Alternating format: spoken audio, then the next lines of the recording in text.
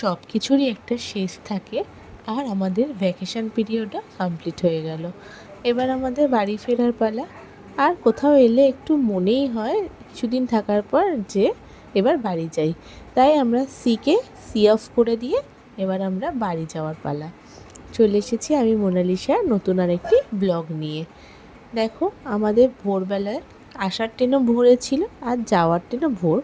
এটা ছিল 15ই আগস্টের দিন। আর কুট্টুসেরও ফার্স্ট ভ্যাকেশন কমপ্লিট হয়ে গেল ওর মা বাবার সাথে। রাতে শুতে শুতেও প্রচণ্ড দেরি হয়ে গিয়েছিল, যেহেতু লাস্ট দিন ছিল, সবার সাথে আনন্দ হইহুল্লোড় করে শোয়া, তার মধ্যে আবার ব্যাগ প্যাক করা যাতে কিছু ফেলে না আসা হয়। তো প্রচণ্ড টায়ার্ড লাগছিলো ট্রেনে বসে, ঘুমও পেয়ে গেছিলো মারাত্মক। তো তার সঙ্গে আমাদের সকালের স্ন্যাক্স, আর যেহেতু ট্রেনটা আমাদের 1টা-1:30টার সময় নামিয়েছিল, তো দুপুরের লাঞ্চটাও ট্রেনের মধ্যেই আমরা খেয়েছি। এরপরে চললো কুট্টুসের ওর পাপার সাথে কিছুক্ষণ আনন্দ হাসি ঠাট্টা। এই কোথায় বসেছিস উঠু?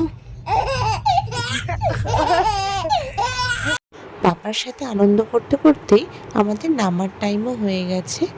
যেহেতু ট্রেনটা হাওড়া ঢুকছিল, তাই কার্শিটে ঢুকতে বেশ অনেকক্ষণই টাইম লেগেছে। এবার আস্তে আস্তে নামার পালা। আর নামলে তো শুধু হবে না, আমাদের নিজেদের জায়গাতেও তো পৌঁছাতে হবে।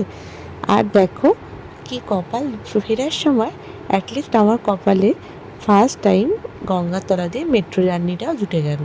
কারণ আমাকে যেতে হবে স্প্ল্যানেড। এবার আমরা এটা মনে করলাম যে বাইরে বেরোনোর থেকে আর এটা একটা নতুন এক্সপিরিয়েন্সও হবে। হাওড়া থেকে মেট্রো তো অনেকবার চেপেছি, বাট গঙ্গার তলা দিয়ে মেট্রো, এটা যে মিস করাই যাবে না।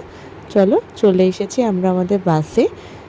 আর এবার বাস মানে একটা জার্নি, একটা দিনের আমাদের গোটাটা চলে গেছে।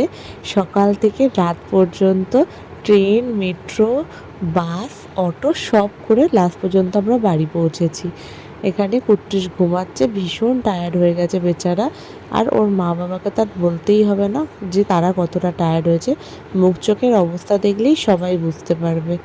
আর এই যে এবার অটো, আর ফাইনালি আমরা আমাদের জায়গায় রিচ করতে চলেছি। মানে একটা গোটা 4 দিনের ট্যুর যখন কমপ্লিট হয়, তখন মুখ চোখের এরকম বিধ্বস্ত অবস্থাই হয়। তারপর যদি সেটা আবার সমুদ্র থেকে ফেরা হয়, তাহলে তো আবার দেখতেই হয় না। চলো, আজকের মতো আমি ব্লগটা এখানেই শেষ করছি।